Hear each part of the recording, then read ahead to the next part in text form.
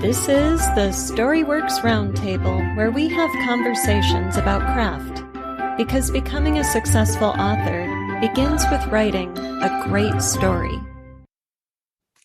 Hello, and welcome to this week's Storyworks Roundtable. Today, Robert, Kathryn, and I are talking big scenes. So, what do you do when you want to put your characters in an epic battle, or a protest march, or, big scenes? What do we do about those? Have either of you been writing or attempting to write big scenes recently? Oh, yeah. Yeah, definitely. And I've got one probably coming up as well. So it definitely plays on my mind because I love, as a reader, I love coming into those jaw-dropping scenes where there's just so much, let's say in battle detail going on, yet you still hear the slice of the sword or smell the blood almost when you're reading it. And I just think that's a fantastic skill to be able to paint a vast canvas and then have your character in that. And I think my temptation is to go the vast canvas and forget that there are things that have to happen in the vast canvas to make it come to life. Mm-hmm. So that's the kind of thing I was meaning. And to give it some, say, topical relevance, for example, as we record this, we've had situations in Afghanistan where, hundreds, thousands of people are trying to escape, and the scenes in the airport are just horrifying. Now, how would I, without necessarily using that as using other people's tragedy to make my own art, but that's an example of what I might be faced with writing at some point, where we've got a tragic battle scene and your protagonists are actually getting defeated and they've got to get thousands of people out. Mm-hmm. How do you do that and not just turn it into a big description? Right. Well, the first thing is to focus on your point of view character. Clarity is the rule of the day. And you always have the reader's vehicle through the story. And if you pull out to use your narrative lens, to use your exposition to give us the big picture, great, but come back to that point of view and put us in the moment to then give us the specificity of what's happening to somebody we care about, somebody who is struggling not only with the situation, but with an internal moment. What is the motivation? What is at stake right now? Do I need to get through this airport because I'm fleeing my country? Do I have a child or a partner or a parent at my side? If you have a child and the child falls, the moment that you're focusing that narrative lens on, as well as the character's perspective lens on, could be preventing the child from being trampled. Sorry, we're going very dark here. Just kind of running with the seed that has been planted. But that is what is going to prevent the overview picture, the big canvas, from becoming overwhelming and confusing to the reader. Present it, then come down to the point of view and move in and out as the scene dictates to convey the shift in action as the larger action changes, right? It's going to escalate, rise and fall, have hot spots over here, hot spots over there. So you do need to incorporate all of those big picture elements, but keep coming back to that vehicle, the reader's vehicle through the scene. Yeah. I was thinking, I have two pet peeves about these big scenes when they happen, when I'm reading them. One is, here we're coming back to one of our favorite pet peeves, everyone, multiple point of views. I hate it when your big epic scenes get chopped into little, like, fragmentary glimpses from many, many, many, many different characters. So right. You're here for 15 seconds, and then you're here for 15 seconds, It's like 3/4 page point of view shifts, or even like 3-page point of view shifts, where you don't really have the ability to sink into the epicness, right? Because you need to, even if you're in the narrow little piece of the action with that point of view character, if you don't let us sink in and immerse, like we will miss how big this is, right? And so that's my number one. Number two is writing it in multiple point of views while you go back and see it again from another point of view character, where they go through the entire battle, and then it's like, just kidding, let's do it again, but let's follow this person instead. So it's like that really complex weave of like, if you need to have different people's point of views, like let's use Lord of the Rings.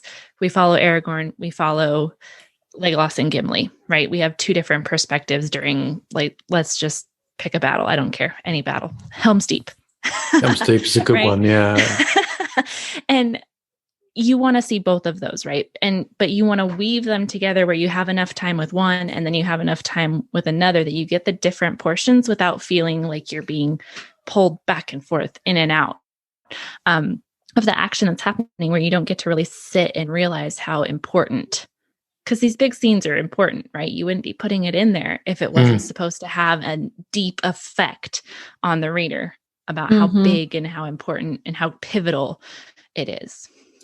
Right. And I want to highlight what you're saying about pulling us out of that perspective, because it connects to using the word vehicle. The reader's vehicle is that point of view character. And when we get pulled out without getting to be entrenched in that movement of the story, it destroys the movement. It kills the moment for us. It's exactly what was happening with All the Light We Cannot See, which we talked about in the What We're Reading Now episodes.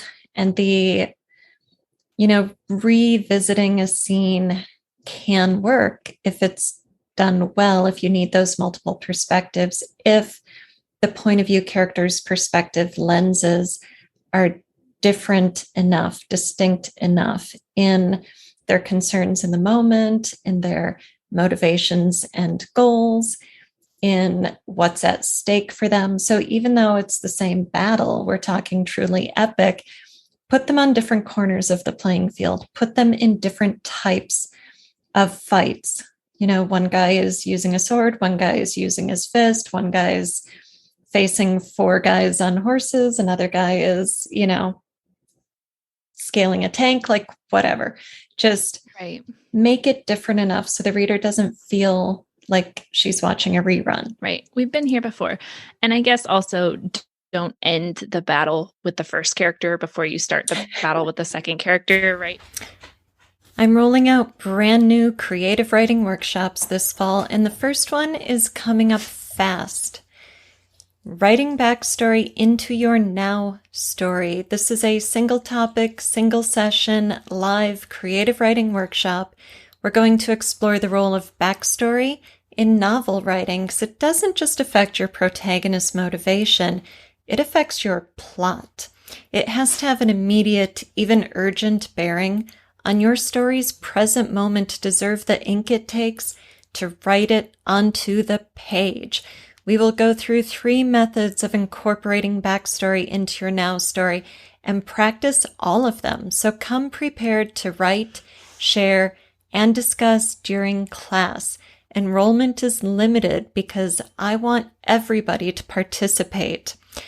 Sign up now at storyworksfiction.com.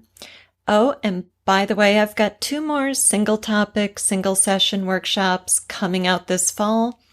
Weaving together character, plot, and theme, and making readers fear or fear for your characters.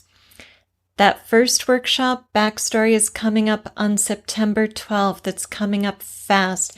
So go to storyworksfiction.com, reserve your seat today, and if you're interested in all 3 of these topics, get the bundle and save 15%.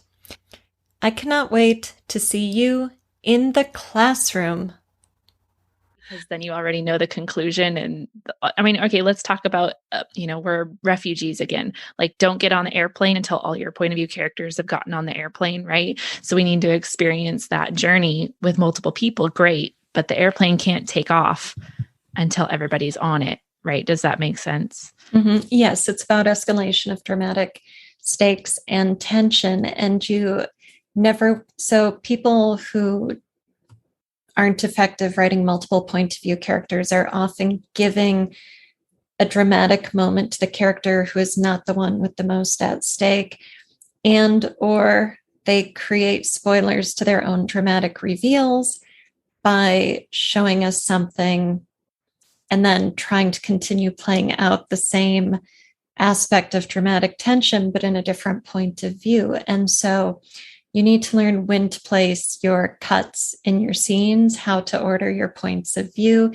If you really need character A to be the one we're with when we get on the plane, you can't place that character's scene before the other ones, or you need to break up that scene, chop it up. You have to figure it out structurally so that the tension takes precedent.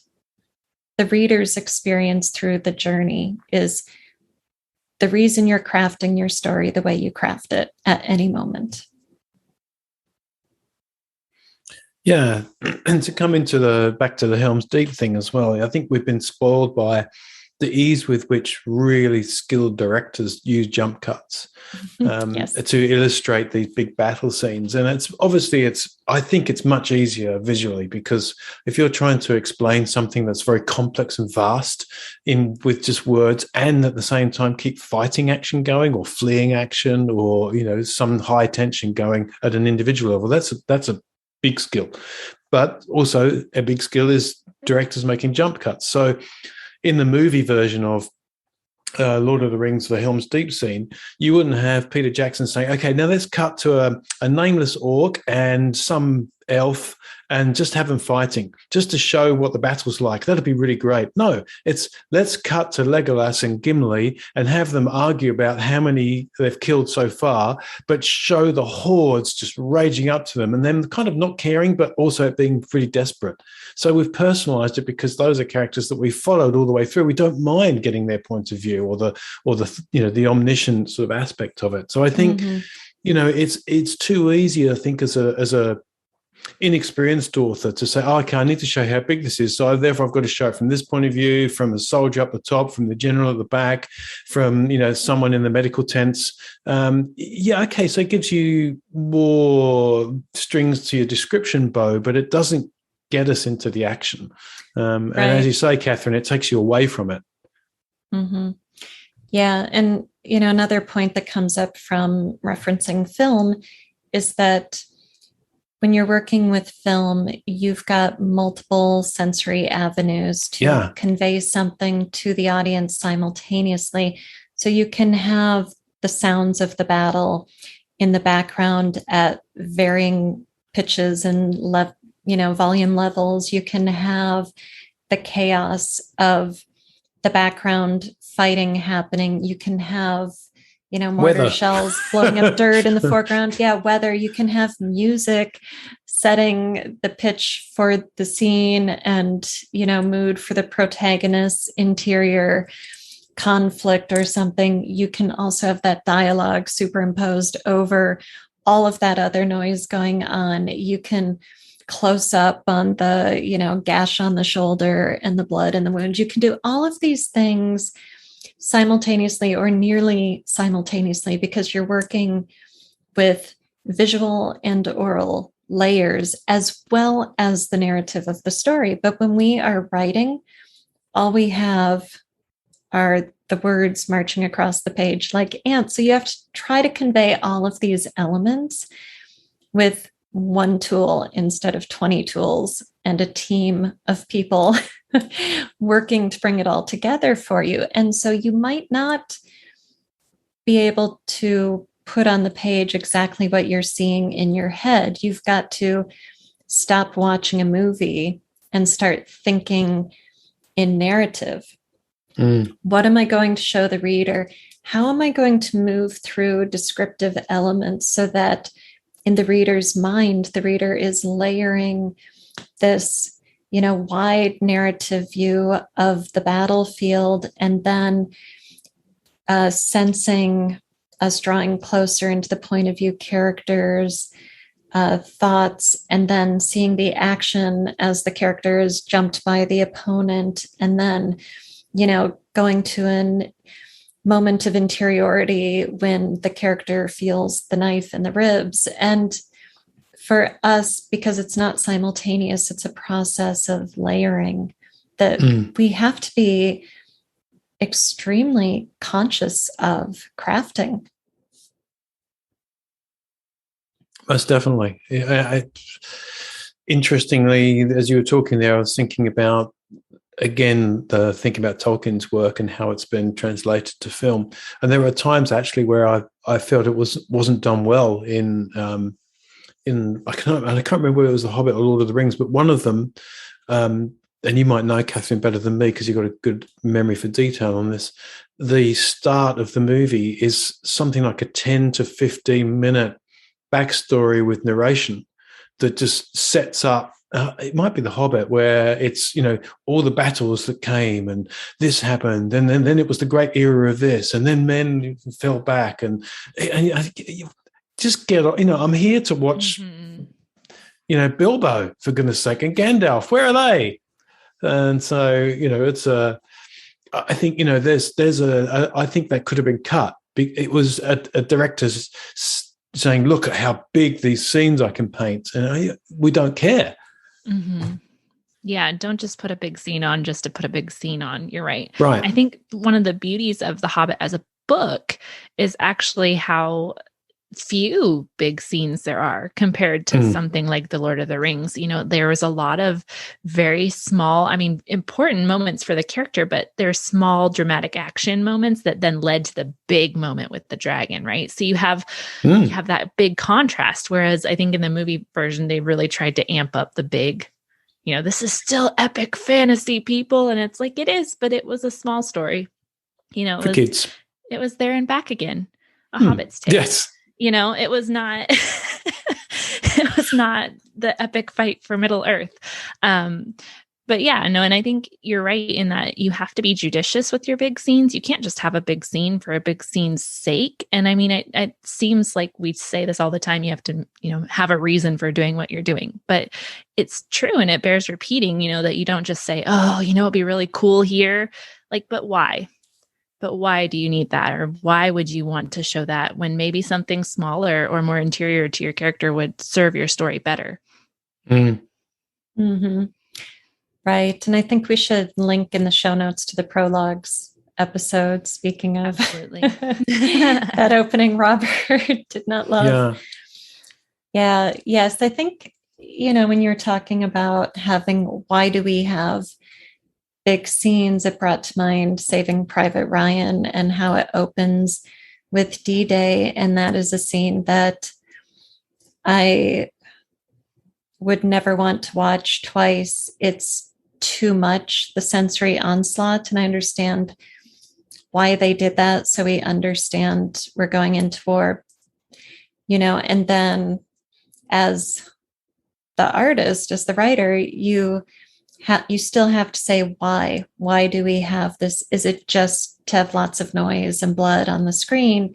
Mm-hmm. Or is it establishing something for the reader? Is it setting something important up? And it comes at the beginning of the movie. It's a big scene, but it's not the climax. So, as we talk about dramatic stakes and tension and escalation, there's escalation at the scene level, at the chapter level, at the book level, as well as those resolutions. So there's an example where historical context gives you a big scene to work with, right? So then where do you place it? Where is it most appropriate? And what is the protagonist's journey? What is his arc? What is this film really about? Well, there's that mother who had, 3 sons die, so they had to go get the 4th son. That's a storyline that lends itself to something emotional, something that is meaningful on the human level, on the family level, not on the epic battle, explosive level. Right. So it just creating contrast there.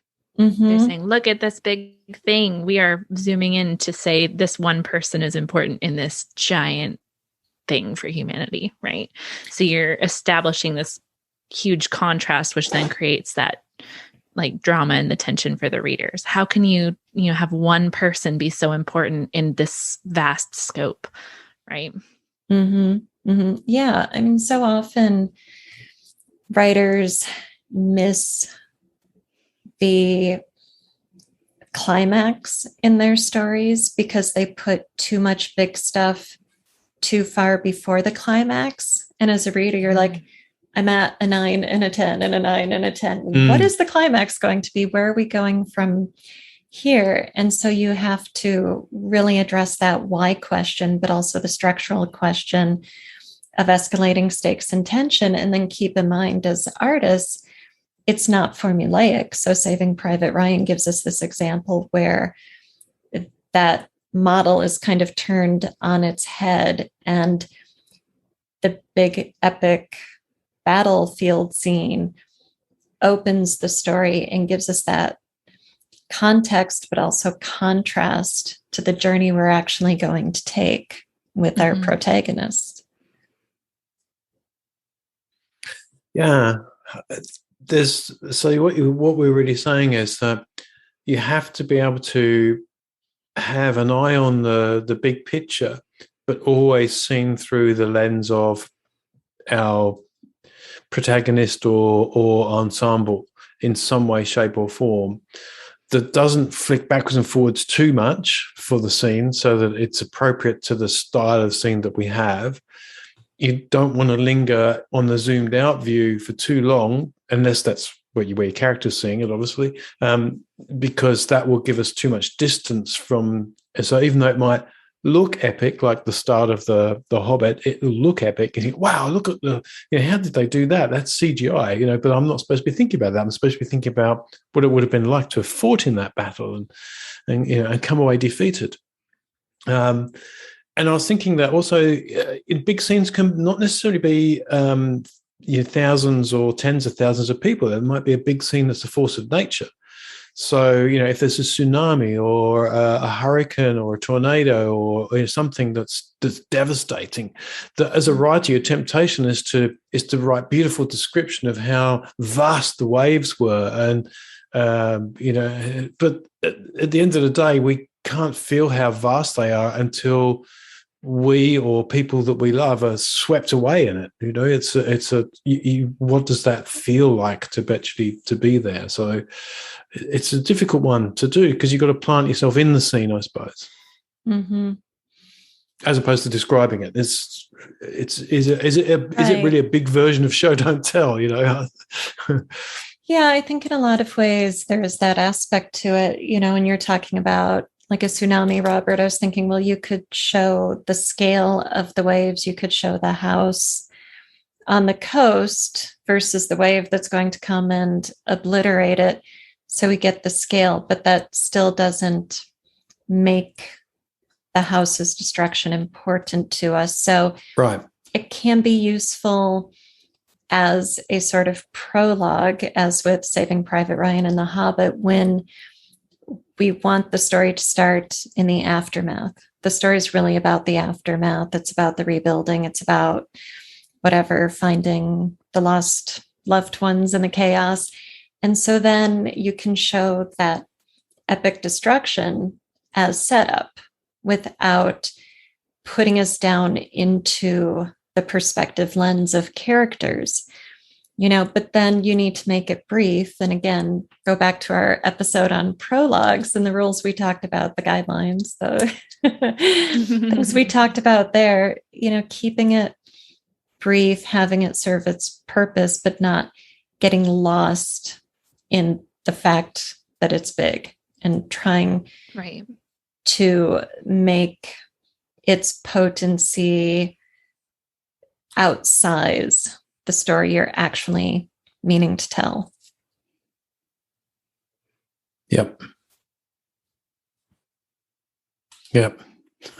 It's tough because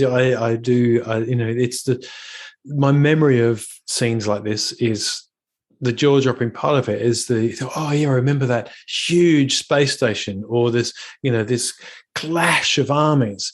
But then if I actually think through how I read that, I was remembering the fantasy series Sword of Truth series, where at one point the main character there's a sporting event and he is caught up in a melee that turns into this massive brawl. And you really get a sense he's searching for another character in the middle of it, and he's just squashed by bodies and having to fight his way through, and it's just, but you still get a sense that it's big. So thinking about it, yes, it's been described as big, but my experience of it was one man's crush. Right. And that's such a great point and great example too, Robert, is that when we as an individual are in something big, unless we're in the helicopter, we are not seeing the scope of it. If we are down in the melee, then our experience of it is the microcosm in the macrocosm. So it might be the crush of bodies. It might be letting go of your partner's hand accidentally and then spending the next 20 minutes calling his name and trying to find him and, frantically going against the flow of the mob because you're trying to find a person instead of, make the exit or something. And that can convey to a reader the epicness of the scene, but in a personal, intimate way. So you get the best of both worlds. And then you don't always have to pull out, because the reader's empathetic connection to the character, we want to excite the reader's emotional response in the moment. And that might be panic and claustrophobia and anxiety, sorry, readers. And getting the bird's eye view isn't going to do that as effectively as being in the experience. Right, because we don't really want the cerebral whoa as much as we want the gut punch. Man, that was huge, right? She just made it through that. Yeah, right. So it's just big scenes are big because they're big for the character. Mm-hmm. Yeah, and so maybe that's what it comes down to. Big for the reader. Yeah. Mm-hmm. Yeah. So make them epic, but personally epic. Yeah. Yeah. And, how much you need to pull out, how much you need to show of the larger picture is going to depend on the story you're telling, genre conventions, how much of that big picture you need to set up for the reader to get it. If you're talking about like a riot at a stadium and thousands of people trying to get through a bottleneck to get out of the stadium, we get it. We're like, okay, stadium mob, got it. That doesn't need a ton of setup. But if you're doing the fantasy battle with, 5 foes coming in, it's just much more complex. And you're going to have to juggle those balls and create balance and maintain clarity while also giving us the perspective and the interiority and the emotional response that we're going for. It's tricky, isn't it? Yeah, you got your work cut out for you, Robert. Thank you for listening to the Storyworks Roundtable. Find all our shows, show notes, and videos at storyworkspodcast.com.